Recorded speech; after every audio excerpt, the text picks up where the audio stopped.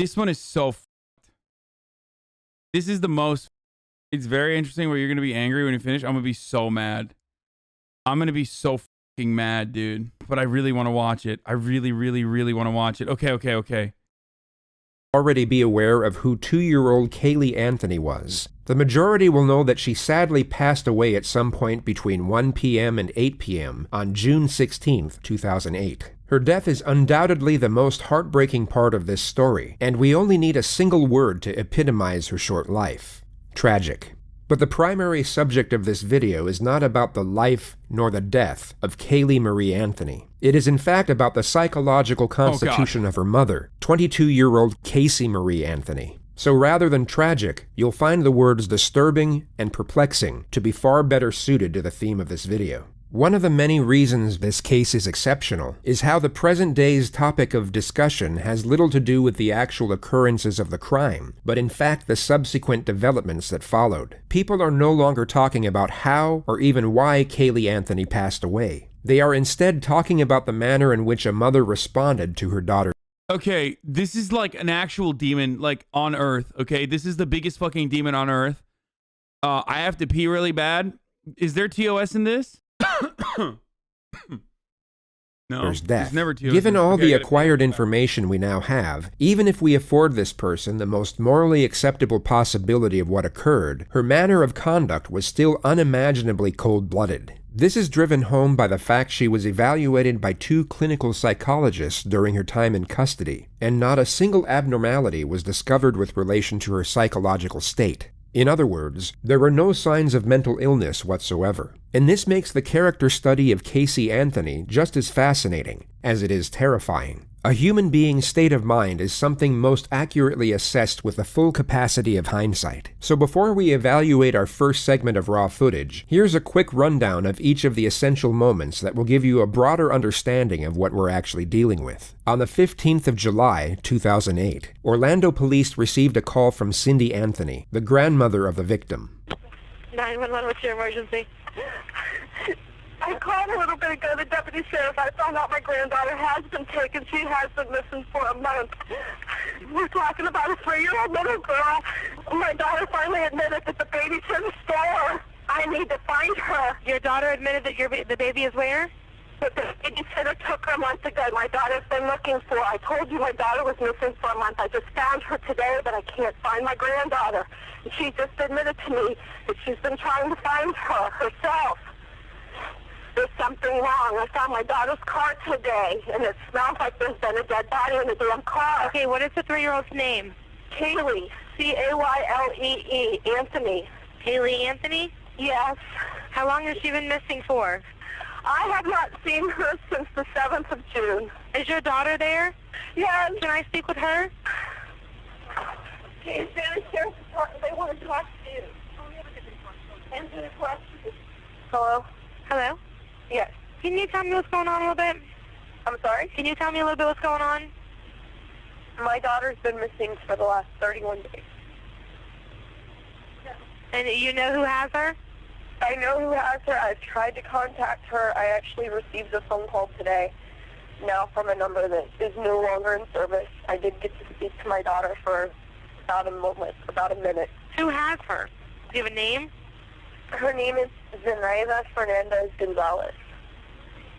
To give some context to this bizarre phone call, Casey Anthony had left the family home with her daughter a month earlier, stating that she had a work assignment in Tampa and would be traveling the entire time. Kaylee's grandparents would ask repeatedly over the following month to see, or at least speak to their granddaughter, but Casey claimed each and every time that she was too busy with work and that Kaylee was with a nanny who went by the name Zenaida Fernandez Gonzalez, or Zanny for short. On July 15th, exactly 6 weeks after Kaylee was last seen by her grandparents.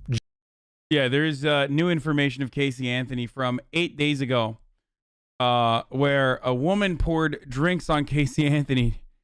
Oh, it's just spoilers. Never mind. George Anthony received a phone call that the family car was at the impound lot. This immediately For those of you alerted who don't know, I'm suspicion, not gonna as it spoil was it. the same car Casey had supposedly been traveling with for work. Suspicion turned into panic once they picked up the vehicle, and George already ran discovered the a ad. I strong already ran odor the ad. emanating from the trunk, one that he recognized from his years as a police officer, and found comparable to that of human decomposition. Through contacting one of Casey's friends, her parents managed to track her down at her boyfriend's house in Orlando, where they were found smoking marijuana and watching TV. When inquired over the whereabouts of her daughter, Casey stated that she had been kidnapped 31 days before by the supposed babysitter. It was at that moment Cindy Anthony called 911. 911, what's your emergency? Who has her? Do you have a name? Her name is Zenaida Fernandez Gonzalez.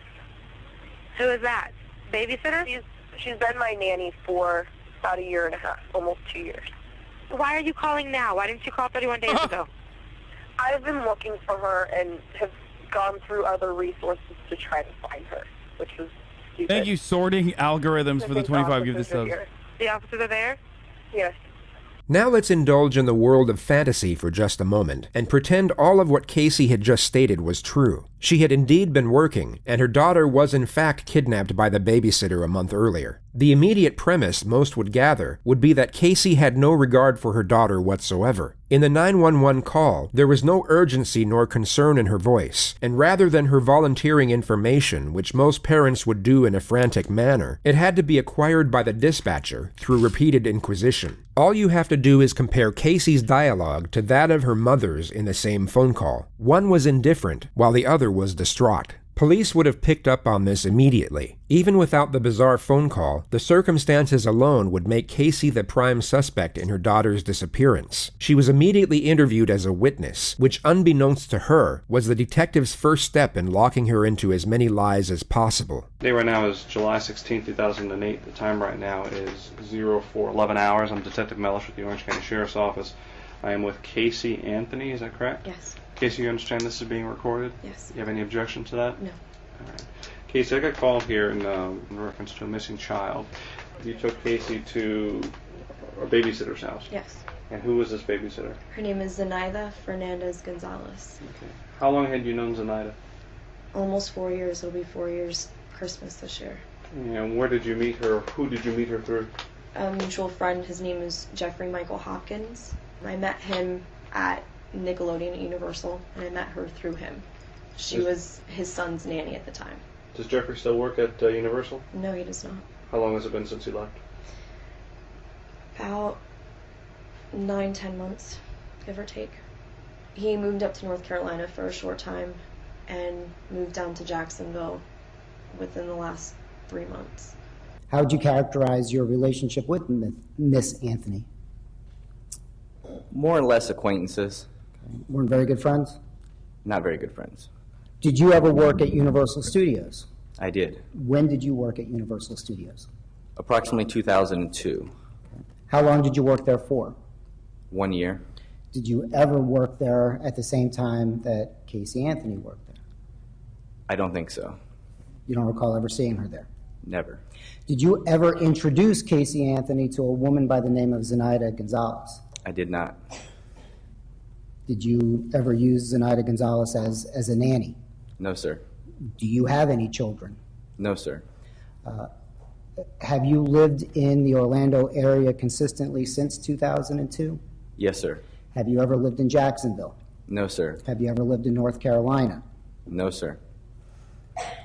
Did you see Casey Anthony in the month of June of 2008? No, sir. When was the last time you spoke with him? About a week and a half ago. Do you know a telephone number for him? I can find a number for him. I don't know a number offhand. No, I do not. So you met Zenaida through Jeffrey Hopkins, I did. and his Yes. son Zach Hopkins, I guess. Zenaida used to watch over Zach? Yes. And when did she start watching over your child? It's been within the last year and a half, 2 years that she started watching Kaylee. How would you normally drop off, or how would you normally do the exchange with your child and Zenaida? Would you drop the child off? Would she meet you somewhere? I would usually drop her off. For a few months, we would go over to Jeff's house. He lived over in Avalon Park And you would go to Jeff's house, why? to drop off Kaylee. That's where Zenaida would go to watch both of the kids. Okay. It was in a nice centralized area. He had a decent sized house. It was good room for the two of them. go back to your statement. You dropped off Kaylee June 9th, and walk me through. You dropped her off to go to work? Mm-hmm. Okay. Get off of work and go from there. I got off of work, left Universal, driving back to pick up Kaylee like a normal day, and I show up to the apartment, knock on the door, nobody answers. So I call Zenaida's cell phone, and it's out of service. I didn't really want to come home. I wasn't sure what I'd say about not knowing where Kaylee was. Still hoping that I would get a call or, you know, find out that Kaylee was coming back so then I could go get her. And I ended up going to my boyfriend Anthony's house, today. who lives in Sutton Place. Did you talk to Anthony about what happened with Kaylee? No, I did not. Have you talked to anyone about Kaylee, about your incident with Kaylee? Or the fact that she's missing? A couple people, a couple mutual friends. Who did you talk to about it? I talked to Jeffrey Hopkins. Mm-hmm. I talked to Juliette Lewis. She's one of my coworkers at Universal. She works. You still work at Universal? Yes. What do you do at Universal? I'm an event coordinator. Okay. What is Juliet? What position is she? Where she works? She's also an event coordinator. We work in the same department. Juliette Lewis doesn't exist. Casey had briefly worked at Universal, but hadn't been employed there for over 2 years prior to this interview. And she wasn't an event coordinator. She stood behind a kiosk and sold photos of people after they had been on the Incredible Hulk Bro, she literally lied about everything, dude. ride. You have a number for Juliet? Offhand, I can't think of one. Is she in your SIM card? No, she's not. Some of the more recent numbers, her number just changed because she just moved back up north. She, within the last 2 months, has finished moving up to New York. She's subleasing her apartment. So Juliet doesn't work at Universal anymore? No, she does not. What's the reason, I asked you this before and I'll ask you just for the record, what's the reason you didn't call... Like pathological lies, like nonstop, endless sequence of lies, just in fucking rapid fire. You know, some people, like I went to college, we had a dude like this in our friend group who would just literally, he could not help himself. Like at first we were like, wow, what a fucking cool guy. He's done so much cool shit. And then we started realizing like, oh my God, this motherfucker, like these are verifiable things, like easily verifiable things that are just like clearly false, right? And well, Misgift does this, yeah, but Misgift does it as a joke and as a meme. Like, no, I'm talking about like the one guy in the group who just like literally can't help himself and like lies, like lies to make himself seem cool because like, you know, for as long as he can, so that, you know, he can get an edge, I guess, in the relationship with their friends. They one up Omar. No, literally. And he always, wait, is that like a known thing? Is that like a known meta? Because we used to play a game. We used to play a game amongst ourselves in our friend group where we literally, he was a serial one-upper and a liar. So we would text each other in the group of friends, which is really fucked up now that I think about it, but also like, fuck him. He was just a liar, so he couldn't stop himself. So in order to fucking, you know, entertain ourselves with this, once we figured out like he's lying about everything, we would literally just start making up stories. Like, we would make up a story like, yeah, man, one time, like, I had a fucking dirt biking accident. Like, it was crazy. And then he would be like, oh yeah? Well, I had a dirt biking accident that was even crazier where like I had to be helicoptered out. Like he would literally fucking like he couldn't help himself. So we would text each other to just like literally rapid fire, just like make stories up just to see if he'll like try to one up one another. And there are people like this. They just can't help themselves. They're usually very insecure, but also like Casey Anthony is kind of like that where she's just a pathological liar who literally cannot stop herself. Call the police before. I think part of me was naive enough to think that I could handle this myself, which obviously I couldn't. And I was scared that something would happen to her if I did notify the authorities or got the media involved. Just the fear of the unknown, fear of the potential of Kaylee getting hurt, of not seeing my daughter again. I asked you this at the onset and asked you before we went on tape, and I'll ask you again just to make sure we're clear. Is there anything about this story that you're telling me that's untrue? Everything. Or is there anything that you want to change Literally or divert everything. from what you've already told me? No, sir. Did you cause any injury to your child, Kaylee? No, sir. Did you hurt Kaylee or leave her somewhere and you're worried that if we find that out that people are going to look at you a wrong way? No, sir. And you're telling me that Zenaida took your child without your permission and hasn't returned her? The last person that I've seen with my daughter, yes. Is she Puerto Rican? Is she Dominican? Is she white? She's mixed. She's black and Puerto Rican. Is there any underlying cause to why Zenaida would have taken your child? Nothing that... Did she ever make any statements to you about... Only how much she loves Kaylee and how great of a kid she is. And when you talked to Jeffrey afterwards, I'm assuming that Jeffrey's child is still with him? His child is still with him. You said Zenaida had family up in New England, up in New York or Yes, something? she has family down south. Her mother and her sister. Her brother's in New York. She's originally from New York. Pretty much grew up there, moved down here, went to the University of Florida.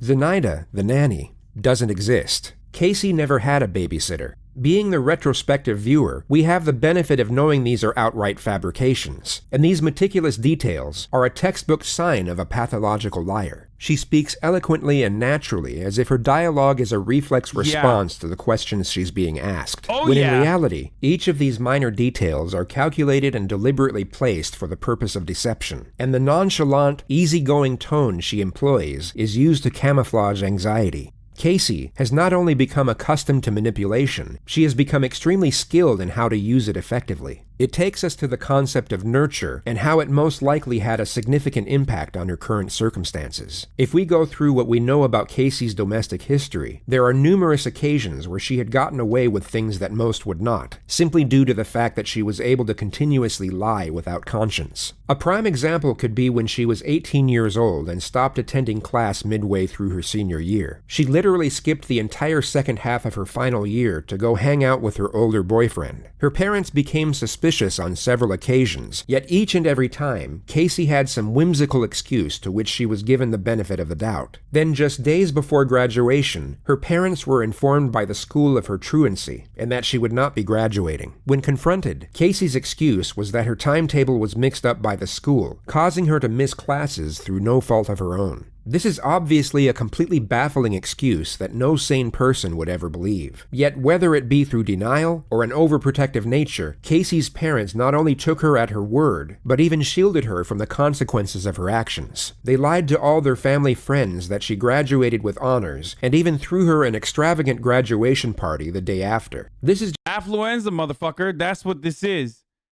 Bro, Florida parents, like, you know, just straight up, like, upper middle class rich white parents babying the shit out of their fucking child, dude. Literally.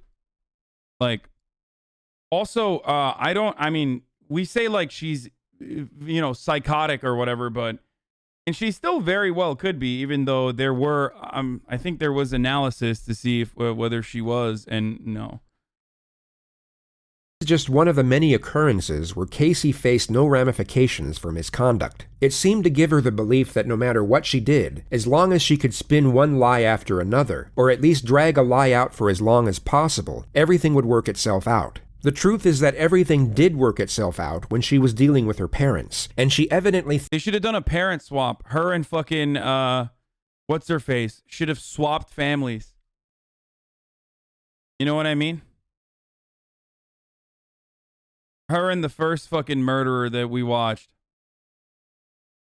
should have done a parent swap so that they could both be fucking normal and not weirdo murderers. Thought the same rules applied with Jennifer regard Pan. to national law and a missing child's investigation. After the initial statement you just heard, Casey was asked if she could take police to all places of interest. She happily obliged, and then proceeded to lead them to a multitude of fake addresses which she had nothing to do with. She then took them to her supposed office at Universal Studios and literally led 3 senior investigators to the very end of the building, taking over 25 minutes to walk to, before she finally turned around, put her hands in her back pockets, laughed, and admitted that she didn't work there. Completely dumbfounded, the detectives placed her under arrest and took her to a conference room in the building for what was essentially an interrogation. Since I left you this morning, I've gone to every address that you told me. I came over here. I've already talked to all the employees.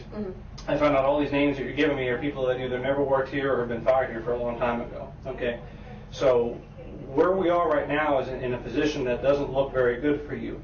Because obviously I know, and you know, that everything you've told me is a lie, correct? Not everything that I told you. Pretty much everything that you've told me, including where Kaylee is right now. That I don't know where she is. Sure you do. And here's, absolutely listen, do not know where she is. let me explain something.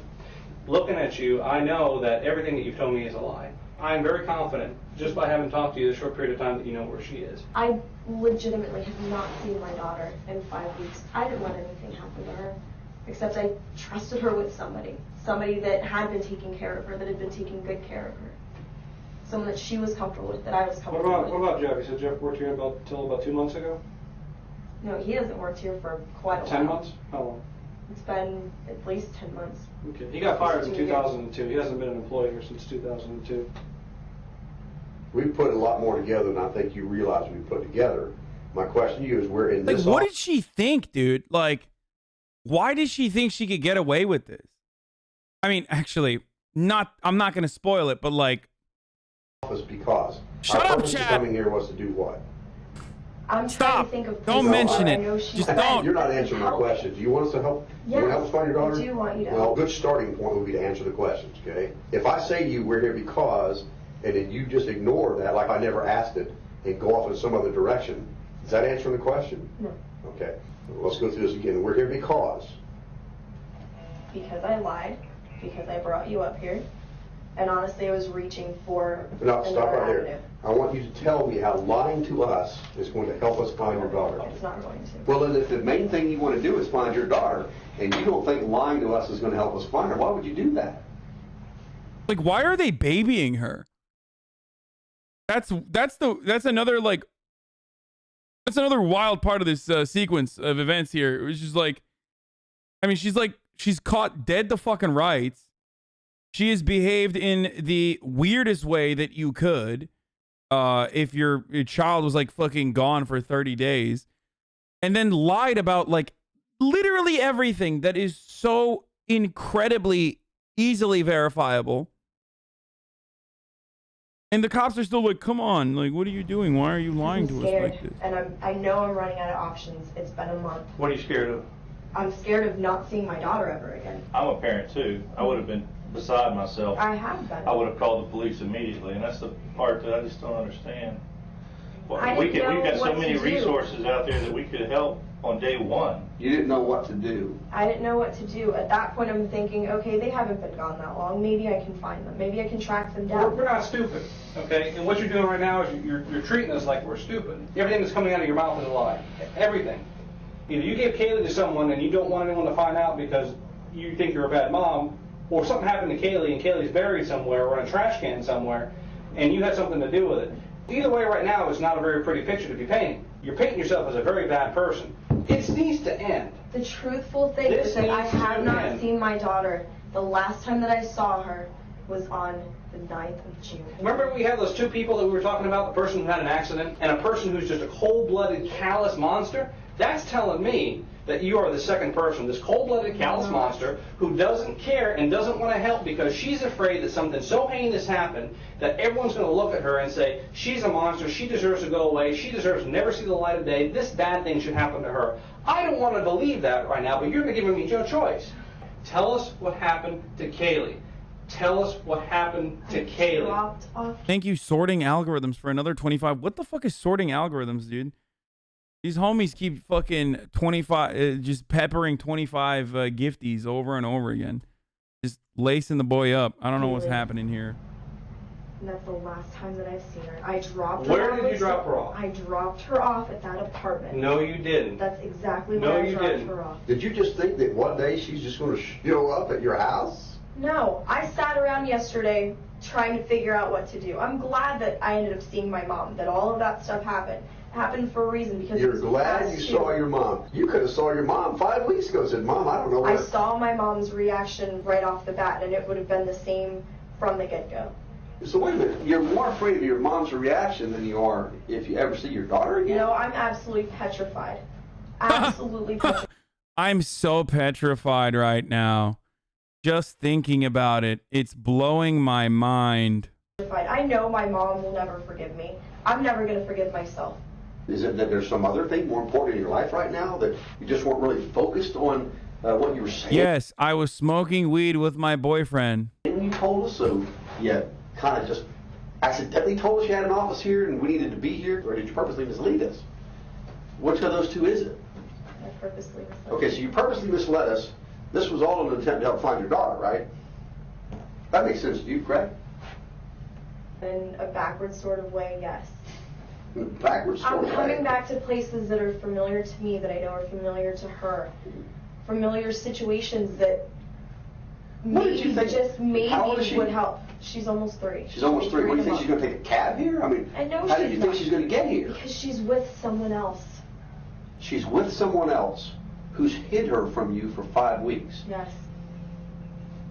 Why would a person who has hid your daughter from you for 5 weeks, okay, bring her to the building that you used to work at? I don't know what else to do anymore. If I knew where she was, if something would have happened, I would have admitted that a long time ago. Do you believe thinking up more lies to tell us will help us? No. She's with someone that I absolutely do not trust, and that I'm absolutely scared that you don't trust yet was babysitting your daughter for a year. I don't trust her now because of what happened. Who did you call first? Who did you go to for help first to help try to find her? No one. Oh, no one. Okay. All right. Okay. Come on, dude. Well, I'm glad we got that straightened out. Casey was then taken to the county jail, where she in the evening hours was able to make a phone call, and just happened to see her mother on the local news moments before speaking to her. I feel like Florida cops fucked this one up too. They just boofed it. They just keep fucking missing, dude. They keep swinging and missing. Casey? Mom. Hey, sweetie. Oh, I just saw your nice little cameo on TV. Which one? What do you mean, which one? Which one? I did 4 different ones, and I don't know. I haven't seen them all. I've only seen 1 or 2 so far. You don't know what my involvement is and stuff? Casey. Mom. What? No. I don't know what your involvement is, sweetheart. You're not telling me where she's at. Because I don't f***ing know where she's at. Are you kidding me? Casey, don't waste your call to No. scream and holler at me. Waste my call sitting in the jail?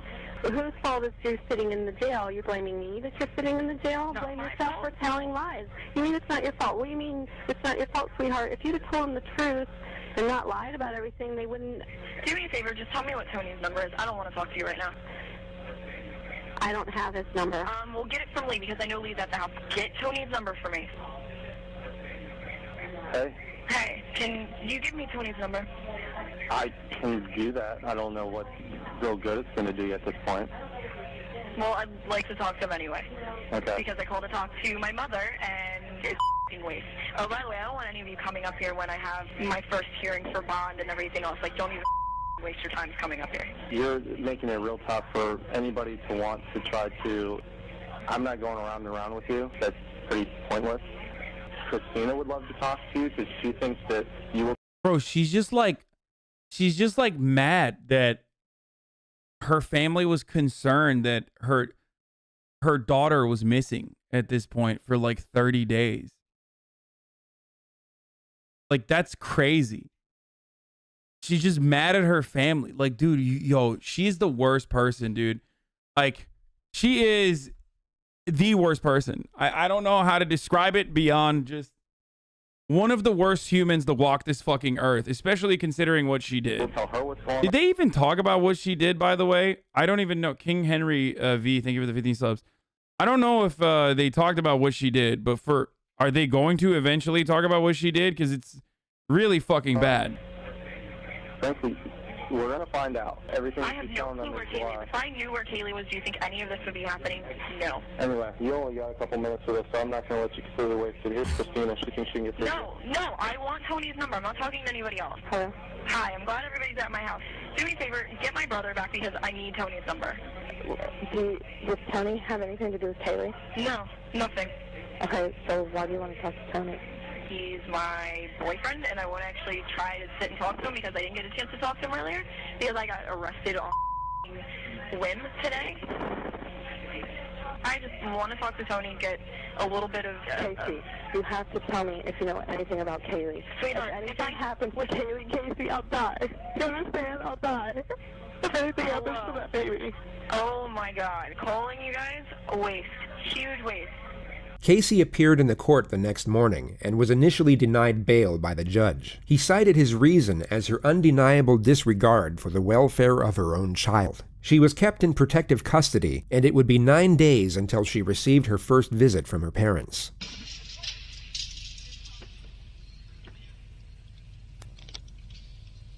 Hi. Hi, sweetie.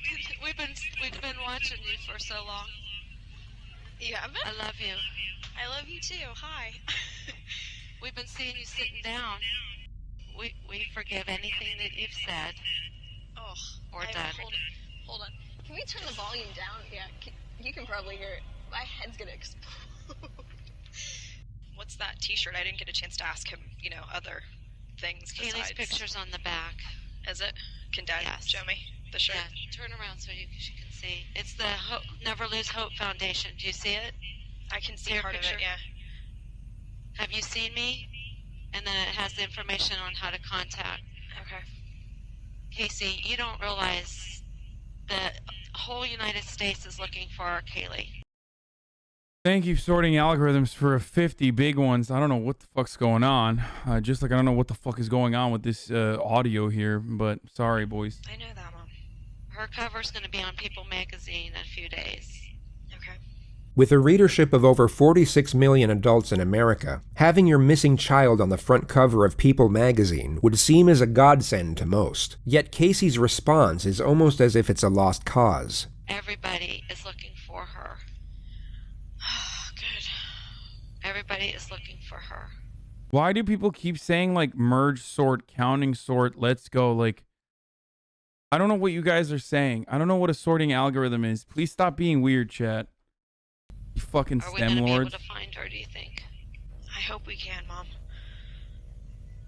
Now, I didn't get a chance to ask Lee. Can you look up a little bit more? Raise your eyes up a little bit. There you go. So now, look straight up so I can look into your eyes, darling. Thank you. I need to do that. It's okay to cry, Casey. It's all right, love. We've all been crying. Setting aside morality and ethics for just a moment, Casey at this point would be emotionally exhausted. She had been sitting in an isolated jail cell for almost 2 weeks as the entire world was turning against her. Anyone in her position, guilty or otherwise, would be at near breaking point, and her composed exterior now finally slips. She, for a brief moment, allows herself to be vulnerable, and for perhaps the first time, expresses the pain of her situation. This is one of the few moments where Casey's true self is on display. Of itself, it's a touching moment between a mother and daughter. Yet if we add in the context of the surrounding elements, she is only why don't you sort some bitches, dude? Expressing this pain for herself. Just a moment ago, when she saw her deceased daughter's... Just kidding, you're STEM lords. Good luck with that. ...face on her father's shirt, none of this emotion came out. Casey, I want to ask you just a couple questions. Good. The rest of the visit is extremely bizarre. Casey's parents try to extract any information they can about Kaylee's possible whereabouts, and each time are essentially dismissed by Casey as if they're asking pointless and irritating questions. Do we have any pictures of Sandy's apartment? Lee and I already talked about this. I don't know. It could be on the disc at home. I don't know. What is your... I can't get into your... I gave Lee everything already. I gave Lee all of the passwords, everything we could possibly think of all over again. I want to get some video clips off Kaylee because the video clip with Grandpa is really helping people. Still pictures don't show. No, they don't show her personality. Right, and we need to show her personality, so I need to make sure we get that password. Yeah, I gave Lee the password. Please look up, sweetheart. I need to see your eyes. I want to be able to look at you guys too. I can't look at you and look at the camera. Well, you don't have to look at the camera. Look at me. I'm looking at you. Okay. You're sitting very low. I know. The exchange switches back and forth from inquisitive and challenging to sympathetic and loving, and every time her parents stop inquiring over the case and show that they still care about Casey herself is when the tears come out. Do you want to speak to your father now? Sure. Okay. Hey, gorgeous, how you doing?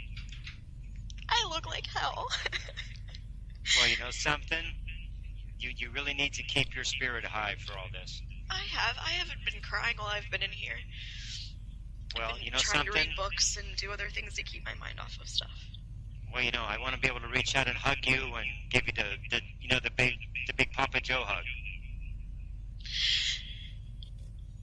But you know, we got to get that little girl back any way we can, and we're Dad, doing everything we can. My only concern. I gave Lee a statement. I want him to speak to whoever in the media. Didn't he literally say that his dad is right here raped her without any evidence whatsoever? By the way, for the record, like, her part of her defense was that, like, am I spoiling? Is that a part of the fucking, I don't know. Okay, sorry. Okay. He's gonna give them an exact quote. Every time Casey's parents mention that people are willing to help with a search, Casey dismisses their credibility and even attacks some of their characters while she's at it. Dude, I don't know what kind of storytelling these guys are fucking engaging in, okay? They haven't told any of the gruesome details of the fucking murder. They haven't told any, like, they're just, like, hyper-focusing on some of the weirdest parts about this situation. Tara from Michigan. You mean Mark's psycho ex-wife, Tara? Yes. Listen. People like Tara, people like Jesse who are maybe trying to help, even Christina, God bless her, don't know what the hell they're talking about. I want you to know, I want to take your pain away from you. So, you know, you can tell me anything. I know that, Dad. I miss you, sweetie. I know that. I miss you too. I wish I could have been a better dad and better grandpa, you know? You've been a great dad and you've been the best grandfather. Don't for a second think otherwise. Well, you know, you and Mom have been the best grandparents. Kaylee's been so lucky. Kaylee is so lucky to have both of you. I can't even put into words how glad I am that she's had both of you. And that she still has both of you. You know, it goes without saying, you know, Past tense, boys. Self-report. our house is empty without both of you there. It's empty. That's a slip-up. All the little things we took for granted, we miss them so much. That's exactly how I feel. All your little things and all her little things, it hurts. You sussy little baka. Mom and I are just going through the motions, you know? I ate coleslaw today. Tell them I ate coleslaw. Well, you're probably eating a lot of things you never used to eat before because when you're hungry, you'll eat. I hated bologna. I've been eating bologna and cheese on occasion. Grits. I don't do grits at all. It's terrible. Well, you know what? You're going to eat what's in front of you.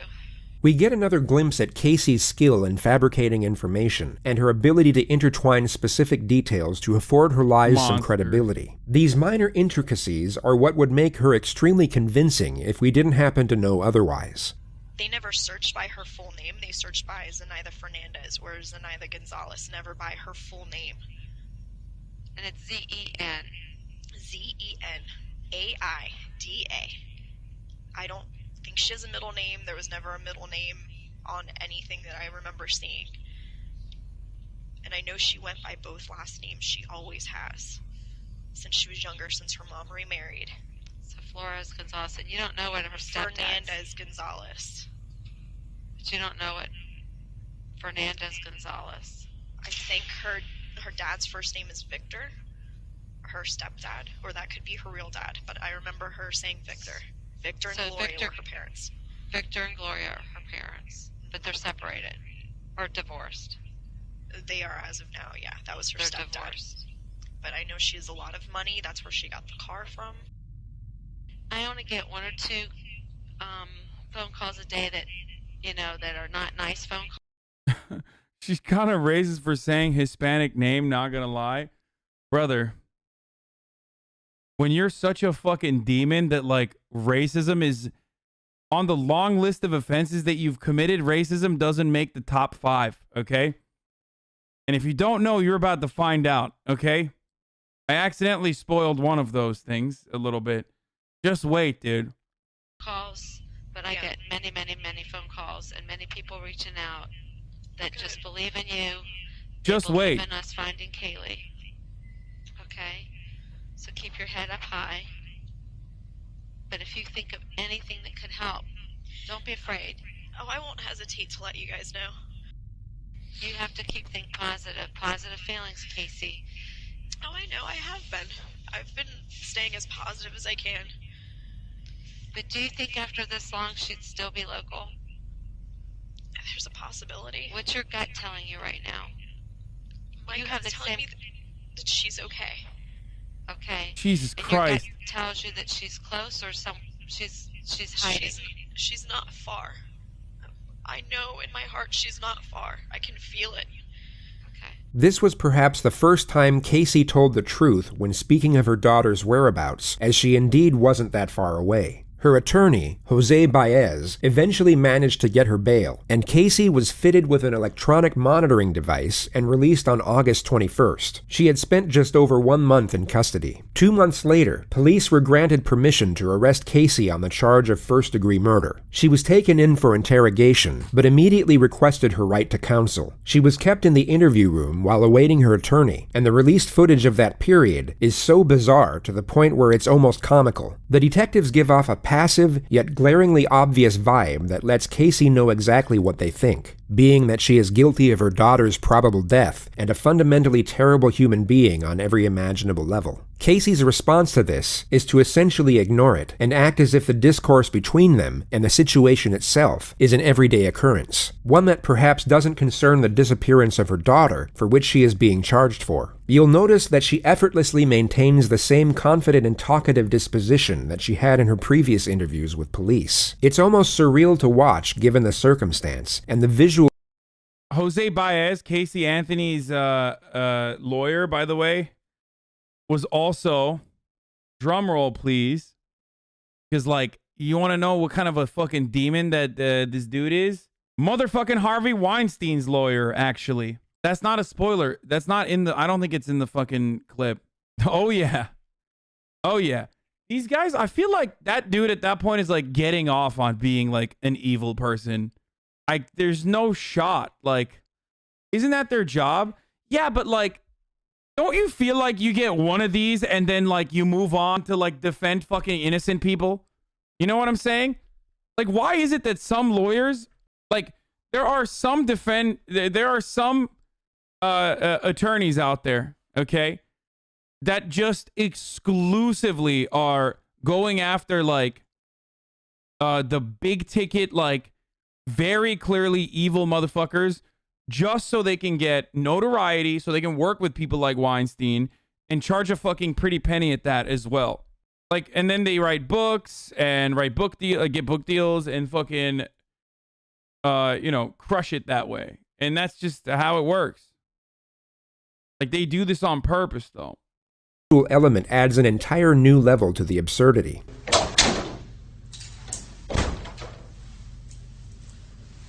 The first segment of footage shows the arresting officer waiting with Casey for the lead investigator to arrive. He initiates the conversation by bringing up the... Because guilty people still deserve due process? No, I agree. You're misunderstanding what I'm saying. You are misunderstanding what I'm saying. I feel like some people might go and like do one of these cases and then they're like, oh my God, that was so terrible that like, I'm going to go and like defend innocent people now.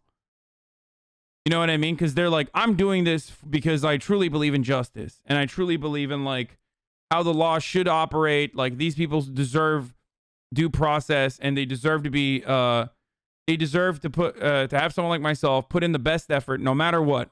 Okay? Whereas I feel like there are some lawyers, like Dershowitz is another one of those guys, where they just like go after the worst fucking cases on purpose, specifically so that they can have like deep-pocketed villains come and hire them, like Harvey Weinstein.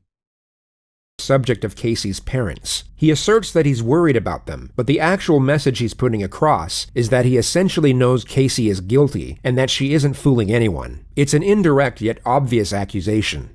I was afraid that some of what I said to them probably offended them because I told them that if I find out something that you don't want to hear, I'm going to tell you anyway. Well, Just honestly, because- they'll respect that. That's just, the type of people that they are. I'm the same way. I know they are. It was never my intention to piss anybody in your family off. I'm not in it to get a conviction. I get nothing out of it. I get zero. Exactly. You have a job you're trying to do. I've found a few, and I've not found a few, and it sucks both ways. Yeah, I agree. So it is what it is. Where I get sideways with people.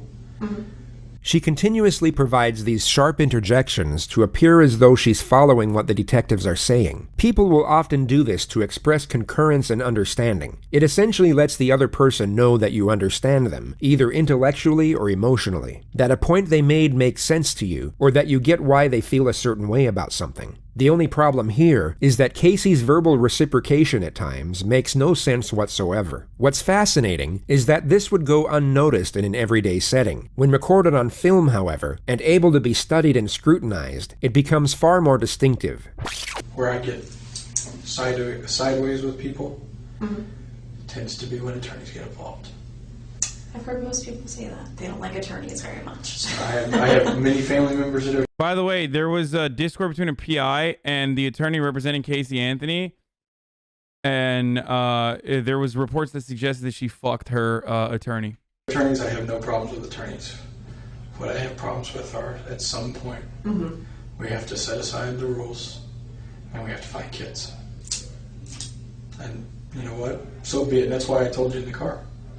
If you tell me anything now, I'll get up and say, yep, I heard it, and she'd already invoked it. We can't use any of it. That's just the way it is. That's all that matters to me. Yeah.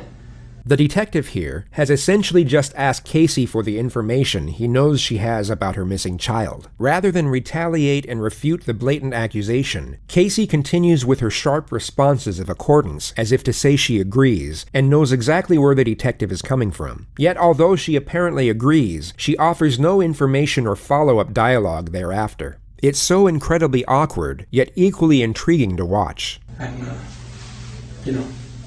when we did another case that I was involved in, they lost a confession. And I sat there and I looked right at the guys that we worked with. I said, that's not what's important. Who cares? I have to say something here.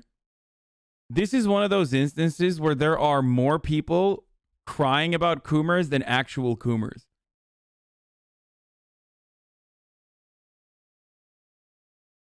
Like, chill the fuck out. No one is cooming. Like, calm the fuck down, dude. Okay?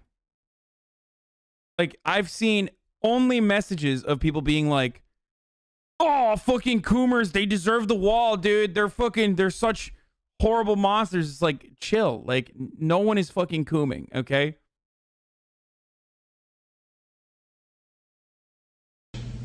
We found her. We found her, and he's going to get what is coming to him. That's not my job. And it works out in the end. And it works out in the end on all sides, to be honest with you. It may not be comfortable for everybody. Yeah. And I've done things that if I get caught for, I'm not going to be comfortable, I can tell you that. It's just the way life is. But it's not the end of the road either. And that's what we have to keep in mind. It's not the end of the road. Casey then casually brings up the topic of the grand jury and the media surrounding her murder trial. She raises the questions as if she's talking about her favorite daytime TV show. Yeah, I know. But if the subpoena itself is just a regular federal or grand jury subpoena, that's public record. Yeah. It doesn't say what it's for. It doesn't say what case it's in. It doesn't. It just says you're subpoenaed to appear before the grand jury. Well, with them announcing that there was going to be a grand jury, and obviously my name was thrown out, they knew who the grand jury was for. Who threw your name out? All of the media said that it was from an inside source, meaning in here. So that's where they all say is. I can tell you what I think of the media and what I think of people who leak stuff to the media. I think it's garbage. Yeah, but I agree. That's the next way of putting it. That doesn't make it any less necessary. Without them. She's so accustomed to giving these ungenuine responses at every given opportunity that she doesn't even know where to place them correctly. This response should have been given 2 seconds earlier when the detective finished his declamation, not when he started a new sentence. It's so incredibly aggravating to watch.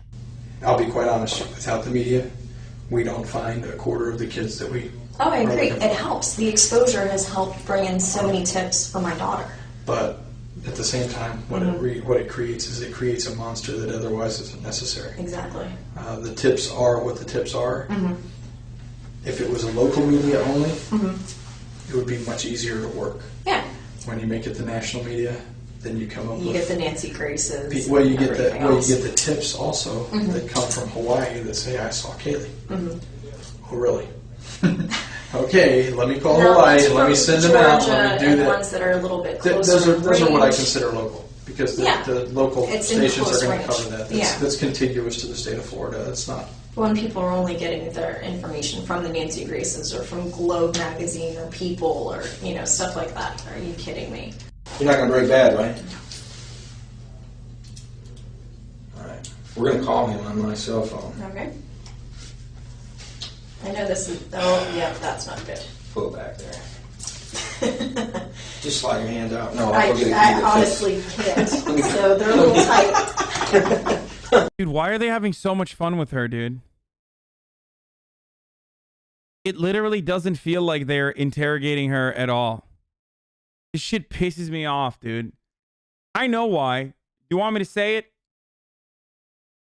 Because she's an attractive white woman. Okay? That's it. There. I fucking said it. The words came out of my goddamn mouth, dude.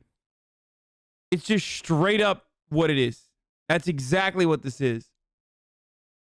Where's your 4-year degree in criminology? Yeah, it's done. Her lawyer was also Aaron Hernandez's lawyer, one of the most disgusting people out there. Yeah. Thanks for entertaining us. Just slide your hands out. Way to go, Corporal Edwards. Actually, if I could, I would have done that for you. Do you know Baez's phone number off the top of your head? No, I do not. How can we get the cell number or his number? I know his office number. What is that? 407. I've identified myself. You know why you're in custody. Yes. And you signed this. You want your attorney present. Yes. Hey, it's Casey. I'm with Corporal Edwards. I know the last name. Sorry. I'm at the Sheriff's Department. If you'd like to come down and meet with us, thank you. Yes. And to answer your other question, from that picture, I cut my hair. It was really short even last year. I just started growing it back out this year, so just about that. Okay. It's been a long day. It has been. How was my dad this morning? He had a hard time. Yeah. Honestly. I only saw from the media and got a chance to hear him talking to my mom. I spoke to him last night and this morning for just a quick second before he left, so. Yeah, I talked to him this morning for a little bit. He was with Mark, and he was really struggling. I mean, I can imagine he was having a hard time. He was being called in to essentially provide testimony to indict you, to at least, and he was really struggling with that. Yeah. And I felt bad for him, I'll be honest with you. I truly did.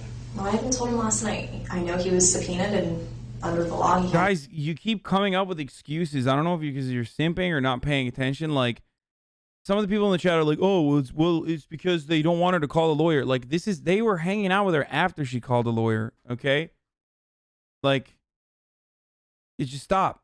Like, to answer. There's no interrogation after that point. Like, they have to wait for the fucking lawyer. Imagine you were Casey, They don't even have to but wait in the void room of with any her. wrongdoing whatsoever. Your daughter was kidnapped 5 weeks ago, and now a detective who thinks you're the culprit is relaying the agonizing moments of your father providing information for your arrest. No matter how stoic or self-controlled your nature, you would most likely be in tears or completely enraged at the overwhelming unjustness of the situation. You anxious about today at all? I have been. I mean, this is something, honestly, we've been preparing for from the beginning just because of words that were directly spoken from Yuri Melich and also from Sergeant Allen. They were saying that this is what they were planning on doing from the very beginning, from that first day. So they wrote me off within the first couple hours. That was the only time they ever made any effort to try to talk to me one-on-one. And no, it was kind of difficult. That was kind of difficult considering. Well, considering, obviously, in light of everything that's going on and the fact that you've been arrested for other things, makes it a little more difficult to sit down and even talk to you. Mm-hmm. It's not that we haven't wanted to. Yeah. But I do have counsel, and that's something that, my attorney's always been a phone call away. Has your attorney ever told you that we would like to speak to you? And we had agreed, him and I together, that we would all sit down together, him and I, and you guys, and, we entertain whatever questions you have. And there is no possible way that a defense attorney would actually sit down and, as Casey states, entertain any question the police have for them. Yet if we weren't paying close attention, we would take her at her word due to the eloquence of her dialogue and not realize everything she's saying is complete nonsense. I actually thought that we made it pretty clear that we wanted to talk to you. I mean, obviously, we can't come to you and ask you. Yeah, but, understandably. I thought that you were aware that if you wanted to talk to anybody, that all you got to do was simply ask. Yeah, well, I know it goes both ways on that, and I guess it would have needed to come from me. I should have been the one to, I guess, come forward with it. But, we did open up that door to law enforcement before, when Sergeant Allen was making a big deal saying, well, we want to talk to her. When can we talk to her? And he's saying, well, the door's open. I don't believe he ever told us the door's open. What's fascinating is how instinctive and confident her assertions are. In any other circumstance, or even without the knowledge we have now, you would have no reason not to believe everything she's saying. I've heard the words come out of his mouth, even myself, directed to other people that maybe didn't either relay the message or took it a different way, so I don't know. I think Chad, this is not an interrogation, this is their defense attorney. Lack of communication has put people in... Isn't it? Actually, wait. How the fuck did they film this? Isn't this attorney-client privilege? Oh, it's the lead investigator. Oh, okay. Okay. My bad. I was like, what the fuck? There's no shot that they would show this. He does look like him, though. I'm sorry. I went up to pee. I went out to pee when this started, okay? I was fucking peeing, and I didn't realize what was going on. Opposite corners when everybody has the same goal, is to find Kaylee. We all still feel, I as a mom, I know in my gut, there's the feeling as a parent, you know certain things about your child, you can feel that connection. And I still have that feeling, that presence. I know that she's alive. Whether you have a bucket load of evidence downstairs that contradicts that and says otherwise, or all you have is speculation, or nothing at all. I mean, we have more than speculation. As every tip and every lead followed up directly. on. Yeah. That we have more than speculation. We have a lot, or else we wouldn't be to this point. Mm-hmm. A lot.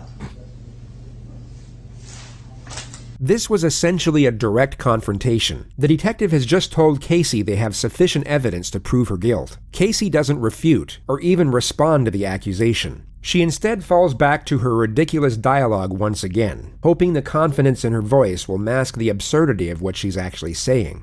Well, I said the same thing to them, that, they said that we're at the end of a hallway, and I'm thinking we're at the end of a hallway and there's two doors. Which door are we going to go through? Or I guess this is, we're at this point, and we are at this point. The final step is which door is walked through. We are well beyond where we were before. Mm-hmm. I mean, those issues are gone, okay? And when you refer to we're at the end of the hallway, I think you are well aware of what hallway we're talking about. Do you understand that? She's a compulsive liar, doesn't make her a murderer. Some of you just want to get fucking banned today, I think. Here, take a day off. Think about it. I guess you can specify that at this point, for what your perspective is on that. You have a second? Absolutely. Can we come right back? Yeah, that's fine. You plan on running off? I'm not going anywhere. So I gotta stretch out a little bit. I'm not as young as I used to be. It's unfortunate that right when the pressure was starting to build, the second detective interrupts the exchange and they both leave the room soon after. Casey waits alone for roughly 40 minutes before her attorney shows up. He's going to ask you a question. You don't say anything else other than the answer. Okay? Casey, based on our conversation today, and I read you that form, basically just the same thing I said to Mr. Baez over the phone. If there's been numerous requests for opportunities to speak with us and come to a resolution here. And that's why we brought you here instead of the jail. Correct? Yes. Okay. Now, based on your request for us to call him and bring him here, he's here. So what we're going to try to do is give you a few minutes somewhere that's not recorded. No secrets, I told you. This room's recorded. I have to be able to approach my chain and explain why. The detective now guilefully takes Casey up on her previous offer, where she insisted they were willing to sit down with police and answer questions. But first, I needed you to tell him, in your own words, if you will, that you'd like to take the opportunity to deal with us like you've made that request in the past. So, is that something you want to tell him? I told him the same thing we talked about before, that we would entertain any questions that they have. We would listen and discuss it, and if we have something to respond, we'll respond. Okay, do you want to speak to me in private? Yes. So we can clarify this? Yes. It would come as no surprise that no conference was to be had. Casey was instead taken to the county jail, where she would remain for 2.5 years awaiting trial. Once this footage was released to the public domain, the consensus was that Casey at best was a cold-hearted mother, and at worst, a hideous, despicable murderer. But what's curious is that although these opinions may be accurate, they came from a completely misguided notion, being that her behavior in the footage was entirely genuine. Casey was in all likelihood being completely fake this entire time. So you might be curious as to why a person would actually fake such a poised temperament, when it would be far more fitting to fake sadness and despair. We all have aspects to ourselves that are ungenuine to a certain degree. How we act at a business dinner won't be the way we are at home with our close friends or family. The more comfortable the setting, the more we can be ourselves. Those educated on Casey's past would assert that she was rarely sad, rarely angry, but always this bubbly and agreeable personality, even when it didn't suit the situation. She was one of those people where something just seemed off, but you couldn't quite put your finger on it. The evidence put forward suggests that Casey was fake in every single setting and with every single person all of the time. A trait that might go unnoticed in everyday life, yet would clearly stand out when shown under the microscope of a criminal case study. Casey had become so accustomed to this fraudulent way of being that it even came as a natural behavior to her in the extraordinary setting we see here. And the assertion is that because Casey knew just how well she could fabricate this character, she thought she could use it to mask her anxiety, and thus conceal guilty behavior. Casey, in all likelihood, had little to no regard for her daughter. That's not even an argument anymore. But her true temperament here would likely be far more apprehensive due to the concern over her own welfare. Every time the detective insinuated an accusation, Casey kept the same tone, same demeanor, and same confident, lighthearted disposition. If you took her out of this interrogative setting and placed her in the mall with her friends, it would seem completely normal. She would be faking her personality in both environments, yet we are only able to realize it in one. This type of mindset is linked to sociopathy. Whatever the situation or circumstance, they need to have an advantage over you. So how do they do this? They lie, and also calculate how they are going to feel and react to a certain situation before it occurs. The entirety of her focus was on making herself look good rather than being worried about the actual quality of her character. Casey, in a nutshell, was an inauthentic person, long before she ever gave birth to her ill-fated daughter. And her skill at deception alongside her manufactured personality is arguably the most terrifying part of this entire case. On December 11th, 2008, just under 5 months since she was reported missing, Kaylee's skeletal remains were discovered in a swamp less than a mile away from the Anthony household. She was wrapped in a Winnie the Pooh blanket and then placed in a canvas laundry bag. Duct tape was discovered around the nose and mouth area of the skull, and her death was ruled a homicide. Prosecutors in the case then announced they would be seeking the death penalty. There were a multitude of discoveries made in the lead-up to the trial, and many believed it to be an open and shut case due to the damnatory nature of the evidence. On the last day Kaylee was seen alive by anyone other than her mother, and the day many believed she was murdered, Casey Anthony made the following internet searches. At 7:54 p.m. that same evening, Casey and her boyfriend Tony were seen in a Blockbuster video store. Kaylee was nowhere in sight, and many presume she was already dead and decomposing in Casey's trunk at this point. In the following weeks, Casey went out partying most nights. Just 3 days after her daughter's supposed abduction, she was captured in various photos participating in a hot body contest. 12 days after, she got a tattoo on her back saying Bella Vita, an Italian motto that translates beautiful life. She also made an entry in her diary around the same time which read, "I completely trust my own judgment, and I knew that I made the right decision. This is the happiest that I have been in a very long time. I hope that my happiness will continue to grow." The trial commenced on May 24, 2011. The gist of the prosecution's argument was that Casey suffocated her daughter with duct tape and then placed her in the trunk for a few days before disposing of her body in the swamp. The motive for the murder was the primary focus during their opening statement. This isn't just a case about Casey Marie Anthony. It's a story about Kaylee Anthony as well. Kaylee Anthony was born on August 9th of 2005. It was a Tuesday. And Kaylee lived nearly every day of her life on a quiet residential street in Orlando called Hope Spring Drive.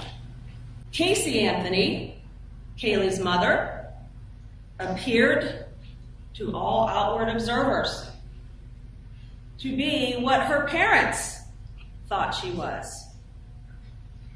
A loving mother working hard to provide support for her daughter. But as the evidence in this case and the investigation into the background of Casey Anthony will show, that was an illusion. On Monday, June 16th, Cindy Anthony goes to work, as I've described, sometime between 7 and 8 a.m., and is out of the house until the late evening. George Anthony specifically recalls that at 12:50 p.m. on June 16th of 2008, his daughter Casey left the residence on Hope Spring Drive with Kaylee Marie Anthony. Kaylee was wearing a pink shirt, jean shorts, sunglasses, and a backpack. And Jojo,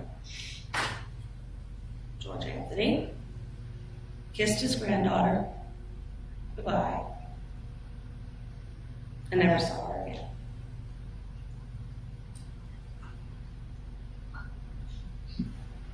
In fact, no one but Casey Anthony ever saw Kaylee Marie Anthony alive again.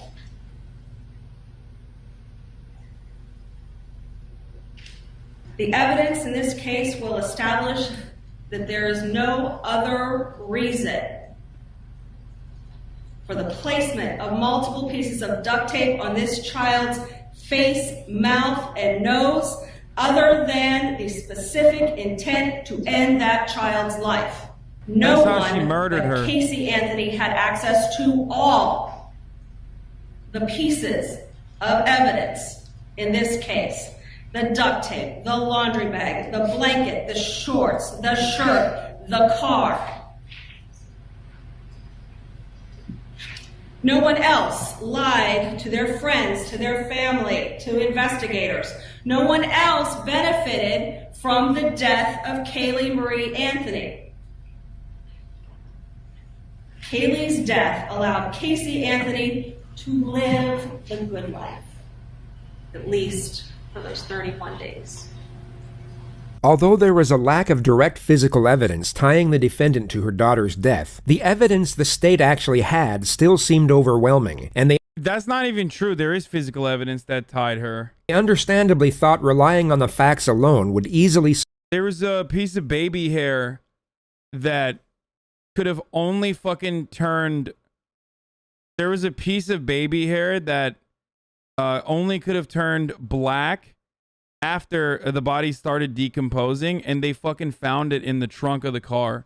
secure a conviction. The defense, on the other hand, were up against it. So not only did they use charm and appeal to sway the jury's attention away from the evidence, they dropped an absolute bombshell in their opening statements to create as much doubt as humanly possible. On behalf of the defense, I want to thank you for the sacrifice that you've made in your jury service and coming here and helping us see justice. We know it's no easy task, and we intend, I'm sure both sides, on getting you home as quickly as possible once you have all of the information that you need. Everyone wants to know what happened. How in the world can a mother wait 30 days before ever reporting her child missing? It's insane. It's bizarre. Something's just not right about that. Well, the answer is actually relatively simple. It's like what she did is so crazy that like the defense literally is like, come on, it'd be crazy if she did this. She never was missing. Kaylee Anthony died on June 16, 2008, when she drowned in her family's swimming pool. Well, the reason we're all here is because not of the commonality of this tragedy, but of the uniqueness of the family that it happened to. You will hear about ugly things, secret things, things that people don't speak about, things that Casey never spoke about. On June 16, 2008, after Kaylee died, Casey did what she's been doing all her life, or for most of it, hiding her pain.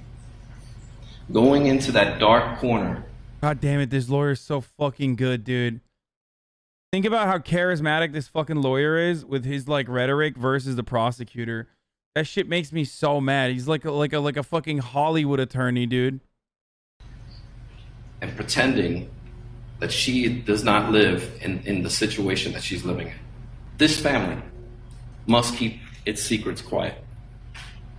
And it all began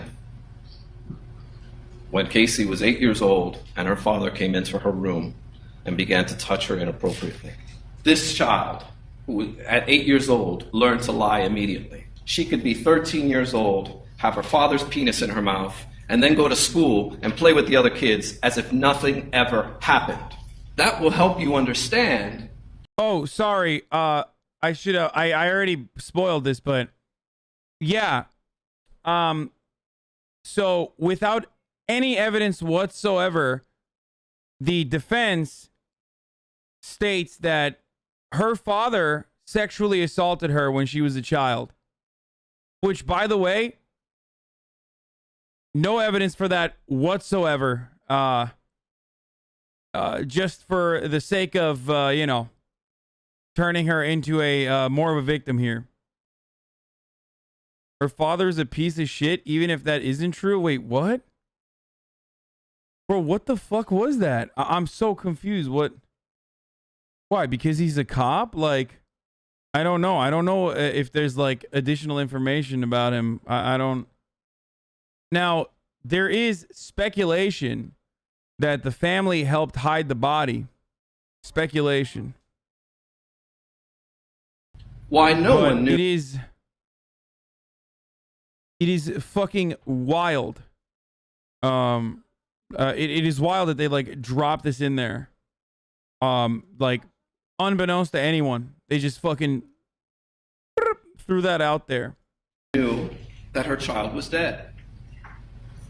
The trial would go on to last 6 weeks, with the prosecution exposing the truly dark and deceptive nature of Casey's character. While the state relied on fact, the defense clung on to theory, and proposed every conspiracy under the sun in the hope they would create enough skepticism and confusion. One of the more noted details of the trial was the courtroom presence of Jose Baez. He had an exceptional ability of narrative control and storytelling, and his capacity to create a connection with the jury seemed far more adequate than that of the state. This was recognized and mentioned multiple times in the media, yet the overwhelming majority of those following the case were almost certain that it wouldn't be enough to save the defendant. Closing arguments were put forward on Sunday, the 3rd of July. When you have a child, that child becomes your life.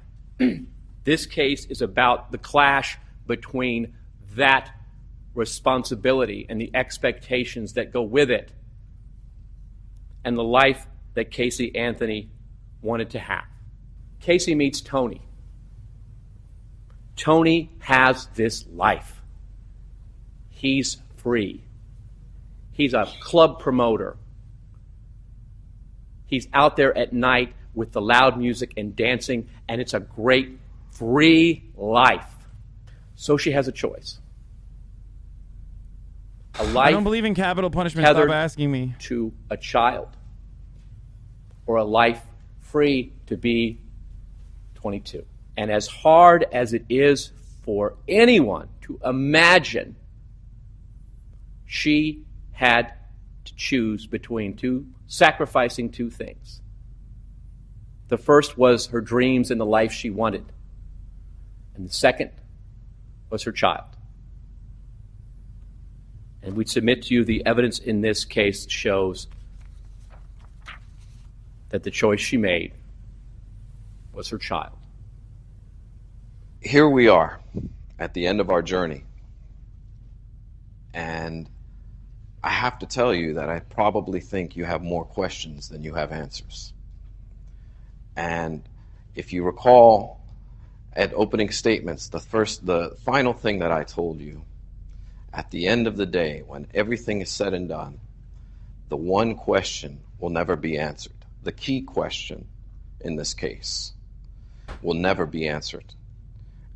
It can never be proven. And that is, how did Kaylee die? I'm going to start with my biggest fear. I'm going to tell you right up front what I fear may happen in this case. And I want to talk to you about it and explain. He's going to say reasonable doubt. And there's also additional, like, people speculate that maybe the jury didn't understand what reasonable doubt actually was or some shit like that. I mean, I don't know. I feel that way. This case deals with so much emotion. I know that there were times where every single person in here felt something deep down inside. Your rules of deliberation, what the law is that this case must not be decided for or against anyone because you feel sorry for anyone or are angry at anyone.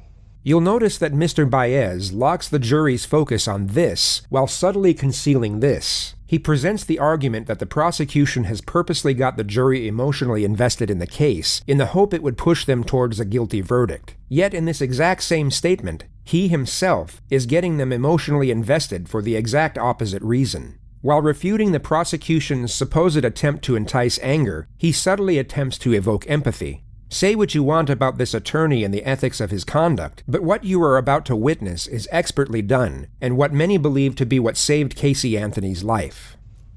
And that's because, obviously, expertise in this case is just like, he's so fucking evil, dude. Like, you can't appreciate the expertise in this case. We want you. I thought you were against the death penalty, but you are sad she did not get it. No, I am not. I am against the death penalty, and I am not sad that she didn't get it. I never said that. To base your verdict on the evidence, not on emotion. And it's my biggest fear because it's such a difficult thing for you to push aside. Kaylee Anthony was a beautiful, sweet, innocent child who died far too soon. There's no doubt about it, and that is not disputed by anyone. But to parade her up here, to invoke your emotion, would be improper. It's improper under the law, and it's improper as to the rules of your deliberation. He went on for a great length of time talking about this beautiful child.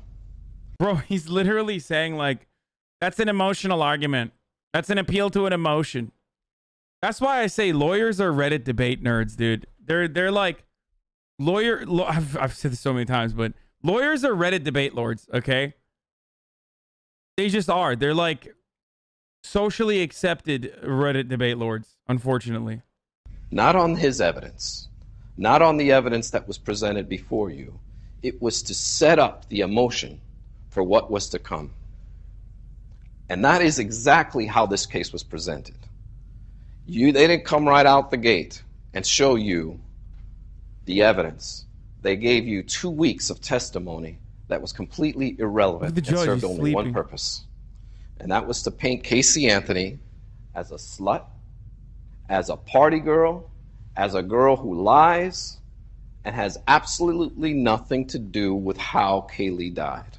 And this— Bro, what the fuck do you mean? Like, it's absolutely relevant. Like, I can't believe he made in his closing testimony, like, something that is incredibly relevant to whether she's the fucking murderer or not, which is the lack of remorse or the lack of care for her wonderful daughter being gone for 30 fucking days. God damn it, dude. I fucking hate Florida. You can't get anything right, dude. You literally just nothing. It's just wild. This prosecution was geared in such a manner that it was deliberate, it was methodical, it was thorough, and it was detailed. Mr. Baez then focuses on the fact that the state has the burden of proof, and thereafter continues to intertwine the two essential features of his argument, empathy and doubt. Don't speculate. Don't guess. It has to be proven to you beyond and to the exclusion of every reasonable doubt. If you don't know what happened, it wasn't proven. We don't want you to tell us what you think happened. We want you to tell us what was proven happened. And that's the difference here. Because you know what? We can go on and speculate all day long as to the different theories that were posed before you, as to the different possibilities. But the truth of the matter is it must be what was proven. There are no mysteries to solve here. There should be no mystery before you right now. If you have questions, then it was not proven. And that's as simple as it goes. Now, back to what I was saying with their initial setup, the way the case was presented, the first couple of weeks. You see, the strategy behind that is if you hate her, if you think she's a lying, no-good slut, then you'll start to look at this evidence in a different light. You'll start to, oh, wait a minute. Maybe I'm seeing something that's not there. And start to actually discriminate against her rather than give her the standard that is afforded to each and every citizen in our country. Can we not shit on the defense, man? It's literally their fucking job. No, fuck you. And fuck this guy. Okay? How about that? Suck my dick, dude. This dude literally worked with Aaron Hernandez and Harvey Weinstein. He literally goes after, like, clear-cut, high-profile demons on purpose so he can fucking make a goddamn bang. Make a goddamn buck working with other demons that have deep pockets. He's a fucking piece of shit. And also, like, dude, no, fuck you, dude. Like, also, he fucked Casey Anthony, like, while in the process. And that is that the state, allegedly, the government come in here and prove their case beyond and to the exclusion of every reasonable doubt. But you can get away with that if we can get a jury to hate her. Wait, wasn't it him or was it the private investigator who fucked him? I thought it was the... I thought the private investigator said that tremendously over this journey. He fucked her. And we're going to ask you to render a verdict of not guilty on these charges because they simply were not proven. And they're simply not true. For the 9th Judicial Circuit in and for Orange County, Florida. Here it is, boys. State of Florida versus Casey Marie Anthony.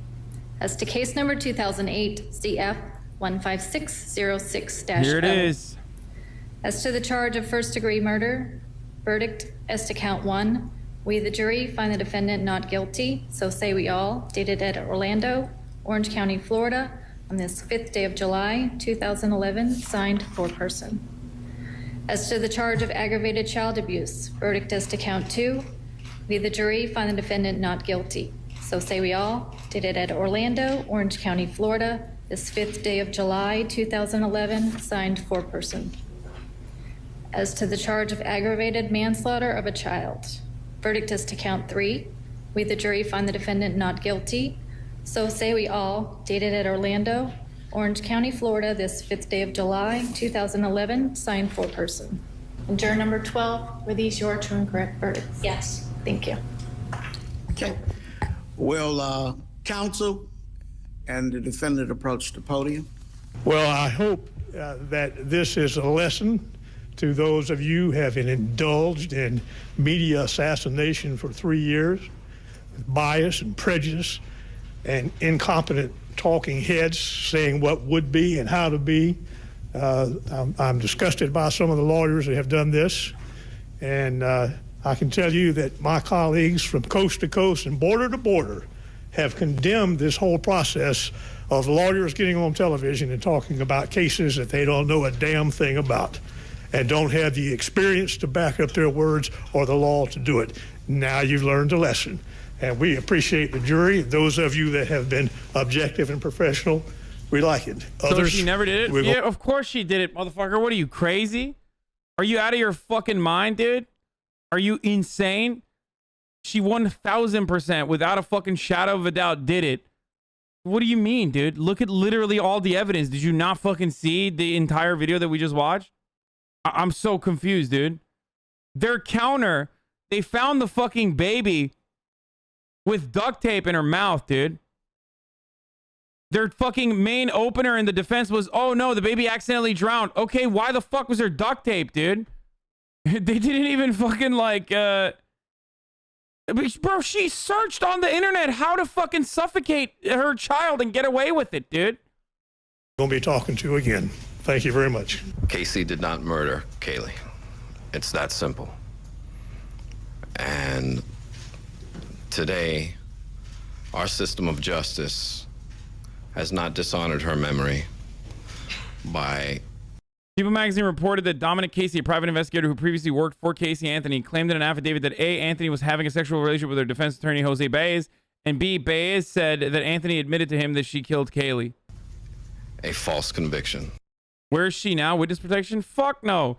She was in the news like 8 days ago because someone in Florida fucking threw a drink in her face. She also, in the beginning of this year, wanted to open a private investigation company in Florida. Apparently the fucking, what do you call it? The fucking company was created to absolve innocent women that have been falsely accused. She's literally my neighbor. Oh God, I'm sorry to hear that, man. The business Case Research and Consulting Services was registered on December 14th and became active at the beginning of 2021. The address listed on the LLC registration document is the home address of Florida private investigator Patrick McKenna, who was the lead private investigator for Anthony's defense team in the 2011 trial. They lived together, dude. They lived together. According to a previous report from Associated Press in 2017, Casey Anthony lives with the fucking private investigator. This is why I say, like, bro, this is why I say wall off Florida. Just wall it off, dude. Yeah, she's a liar. Yeah, she's disturbed, but she may be a very disturbed young woman, but she ain't no murderer, McKenna said. She loved that baby. I think the jury saw that this kid didn't commit first degree murder. Cop propaganda right here? What do you mean cop propaganda? I mean, we showed this already. Yeah, her search history on the day of was shock girl costumes, suffocation, foolproof suffocation. Car smells like a dead body, misleading cops, lies about everything, didn't report a missing report child, doesn't show any emotion, Google searches. It's like dead to rights, motherfucker. Dead to fucking rights. Shock girl costume, like she wanted to work as a shot girl at a bar. Cops never found out until after trial because of shoddy police work. Not damning evidence. It's all narrative evidence. Dude, what do you mean it's all fucking narrative evidence? What do you want? Like what more do you need in that situation, dude? Like a video of her literally suffocating her child? Even then you're going to be like, I don't know. It's not enough evidence, dude. She literally lied about... Bro, this is the Donald Trump defense. When you lie about things so much that, like, when you're gish galloping and lying about things so much that, like, it's hard to fucking comprehend. Like, it's hard to, like, figure out what to defend. She literally made up people that does not exist. You guys remember that, right? Like, when she was called in the questioning, she made up people that do not exist, including this fucking supposed babysitter. Like, what are you talking about?